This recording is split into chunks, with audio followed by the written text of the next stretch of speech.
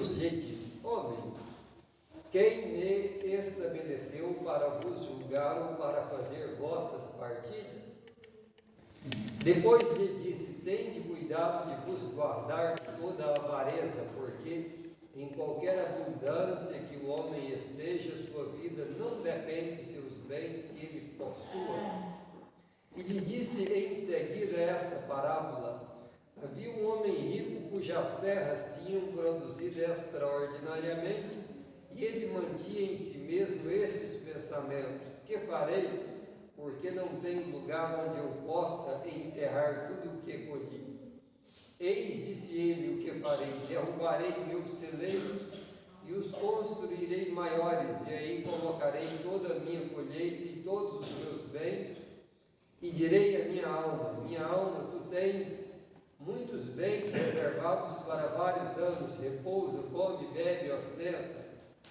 Mas Deus ao mesmo tempo disse a este homem: insensato que és, vai ser retomada a tua alma esta noite mesmo, e para quem será o que amontoaste? É isso que acontece àquele que amontoa tesouros para si mesmo, e que não é rico diante de Deus. Lucas 12, 13 a 21. Boa noite, amigos e amigas. Até que vim aqui de volta de novo, depois de muito tempo. Satisfação de estar com vocês. Quando nós lemos no Evangelho, preservar-se da avareza, a primeira impressão que dá é que o Evangelho está falando de dinheiro, de ser capaz de distribuir dinheiros, bens, mas é uma leitura parcial. Alguém só é avarento porque tem um distúrbio mental grave, tem um atraso espiritual grave, que é o contrário do distúrbio mental da prodigalidade. O pródigo faz o quê? Com os recursos, os bens, as oportunidades materiais e os não materiais, ele acaba com tudo, muito rápido, põe a perder e dissipa rapidamente. Este é o vício da prodigalidade. Lembra do filho pródigo que foi e gastou tudo? O da avareza é o contrário, é o que retém, que amontoa, que junta, e é desesperado para aumentar, juntar, para poder dormir em cima do seu celeiro. E na verdade esse distúrbio mental vai muito além de dinheiro.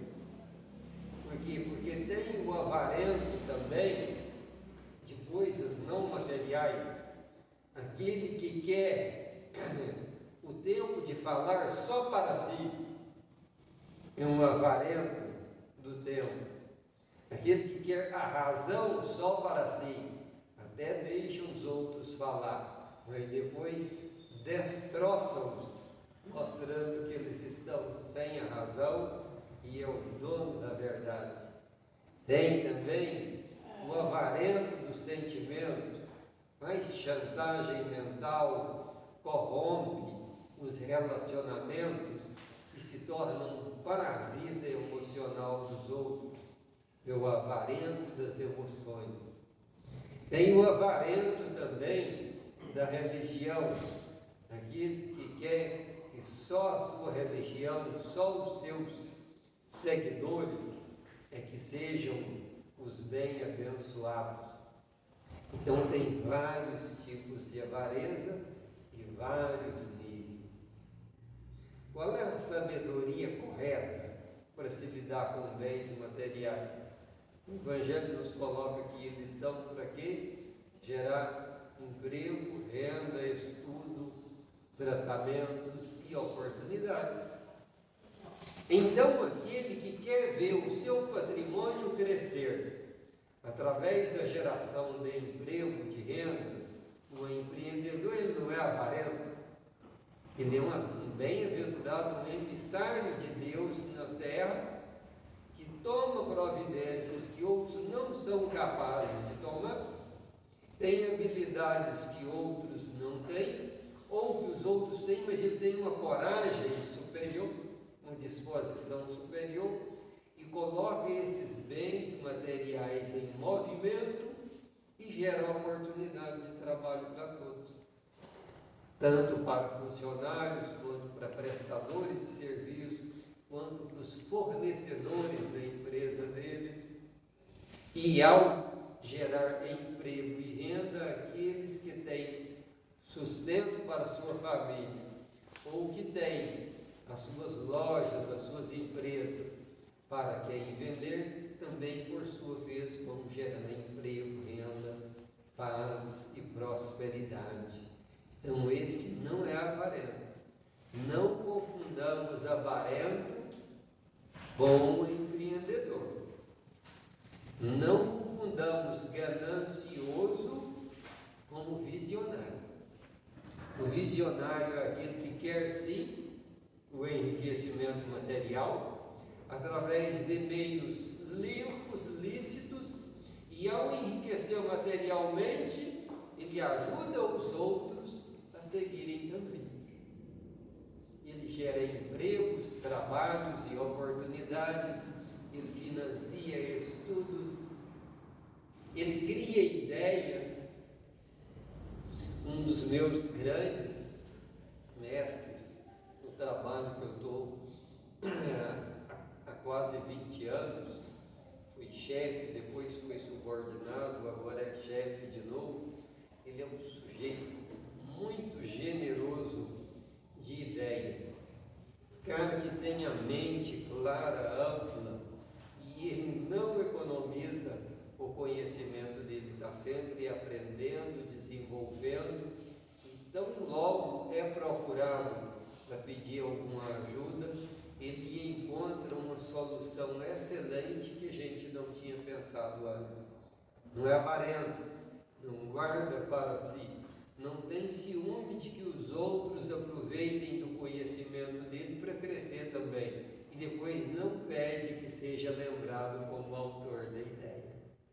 Percebendo a diferença entre o avarento de dinheiro e o avarento de bens que não são materiais, outro poderia ter todo aquele conhecimento dele e guardar para ele, ou exigir que ele aparecesse como o gerador da ideia, o criador da ideia. Então, é preciso que a gente faça essa análise no dia a dia, se nós também não temos uma certa avareza de alguma coisa. Talvez de dinheiro, a gente diz que não tem para ajudar a financiar uma obra social, ou não tem para pagar melhor alguém que presta um serviço para a gente. Outro dia eu presenciei uma cena dolorosa. Um dos meus vizinhos, precisando contratar um profissional para refazer a calçada dele, chamou também um vizinho que trabalha de pedreiro, e sabendo que ele já estava há 30, 40 dias sem serviço e precisando de mais de trabalho, pediu o orçamento. E o pobre do profissional já tinha dado um orçamento num valor mínimo, só para aproveitar e ganhar.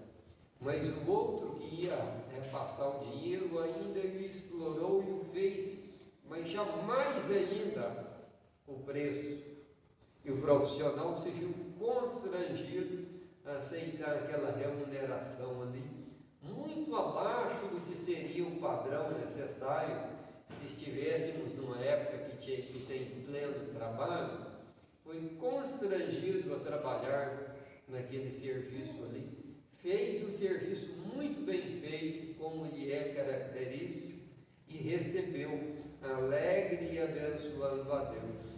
E o vizinho que fez toda aquela choradeira, o contratante, para poder pagar menos do que era justo e necessário, depois estava até a comentar ainda a sua vantagem que tirou de ter conseguido uma contratação barata demais, tirando-a, contando aquilo como se fosse uma grande vantagem, e também se comportando como aquele que quer deitar sobre o celeiro, se aproveitando da oportunidade, se aproveitando da necessidade alheia para explorar o trabalho alheio numa quantidade a mais do que necessária.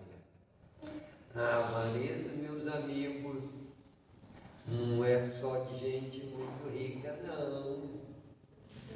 A avareza se dá em todos os níveis da sociedade.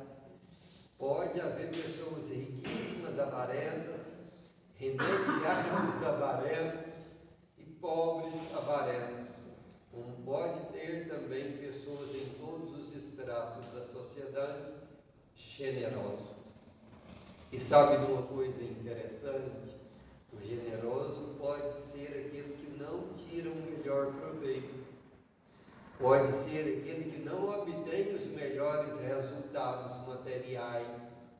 Pode ser aquele que não vai ser o mais bem sucedido no nível do mundo, mas com certeza é o que é mentalmente mais sadio. É o que gosta de mais paz interior, tem mais alegria. É o que passa pelas maiores dificuldades e provações da vida e consegue ter uma alegria de viver. Coisa que não é de pouco valor, não. Nós estamos numa época difícil, uma multidão, um exército enorme de pessoas entristecidos, desanimados, descaminhados, revoltados, chorosos. E nós, às vezes, encontramos com pessoas, um pouco mais raramente isso, pessoas animadas, sadias, otimistas, alegres, e pode examinar. Quando nós encontrarmos numa época tão triste como a nossa, alguém que está animado, alegre, sadio, otimista, pode examinar a vida dessa pessoa. É generoso.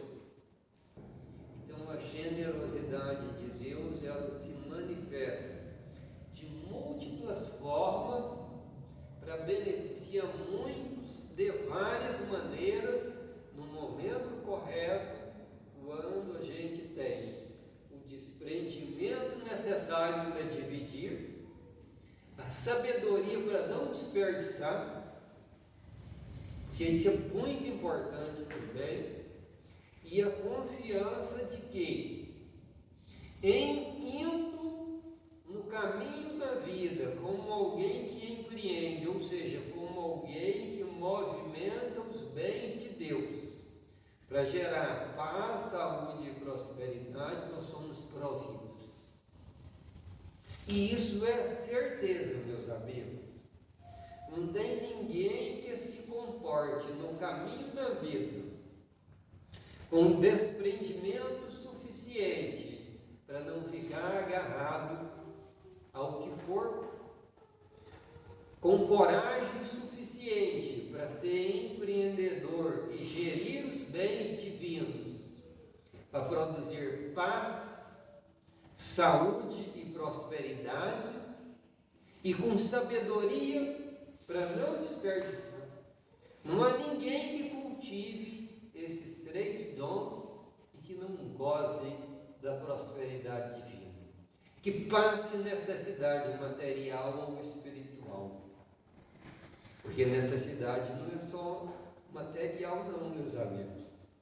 Aquela senhora não tem necessidade material nenhuma mais, mas vive em indigência espiritual.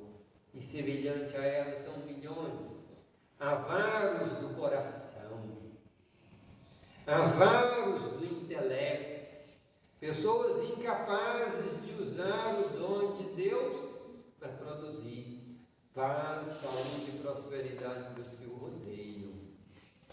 São milhões que vivem nessa pobreza, ou na pobreza material, por ser avarento do coração, ou na riqueza material e vivendo em pobreza espiritual, por ser avarento do coração.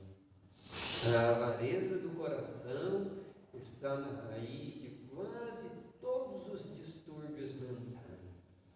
Qualquer um dos que pegar ali no manual diagnóstico de saúde mental que o psiquiatra usa para fazer o seu diagnóstico e dizer qual é a doença mental que a pessoa tem, qualquer um daqueles itens de diagnóstico ali, das categorias diagnósticas, se manifesta na vida minha, sua, do fulano e do Beltrano, porque nós temos um pouco de avareza do coração. E nós podemos melhorar muito a nossa saúde mental. Poderemos melhorar muito a saúde do corpo, melhorando a saúde mental. Podemos melhorar muito relacionamentos. Podemos melhorar muito na carreira. Podemos melhorar muito espiritualmente. Com um pouco menos de avareza no coração, que é a capacidade de distribuir os bens divinos onde nós vamos, sem medo de que vai faltar, sem se preocupar se o outro merece e sem desperdício de dinheiro, tempo e oportunidade